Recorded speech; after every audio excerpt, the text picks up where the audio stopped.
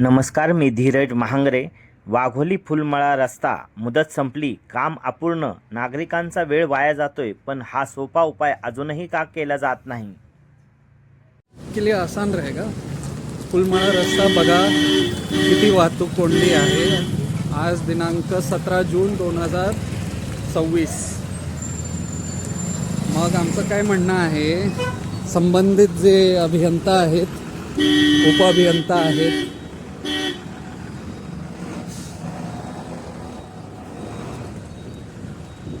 आता या ठिकाणी अडचण का झाली आहे? एकतर इथे चौक आहे, चौक असल्यामुळे चारही बाजूने वाहनं येत आहेत आणि प्रचंड वाहतूक कोंडी या ठिकाणी होते।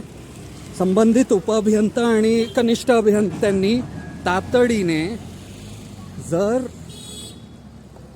हा जो भाग आहे, हा इथे जर त्यांनी लगेचच चेंबर बसवला, चेंबर जर तुम्ही आता बसवला तर हा जो भाग आहे तुम्ही लगेच बुजवू शकता। नागरिकांना जो त्रास होत आहे तो नाही होणार। म्हणून प्रशासनाकडे माझी विनंती आहे की त्यांनी त्यांच्या हातात ज्या गोष्टी आहेत, जी समस्या लगेच ते सोडवू शकतात, त्यात का त्यांना विलंब होत आहे मला कळत नाही। ह्या प्रकल्पाची मुदत देखील संपलेली आहे। नागरिकांना त्रास, वाहतूक कोंडीचा त्रास सगळ्यांना होतोय। तातडीने जर इथला चेंबर बंद केला तर हा जो जागा आहे, ही जी जागा आहे ही मोकळी राहते आणि मग वळवण्यात अडचणी निर्माण होणार नाहीत। प्रशासनाकडे माझी विनंती आहे की त्यांनी दखल घेऊन जी समस्या लगेच सोडवू शकता तुम्ही ती लगेच सोडवा।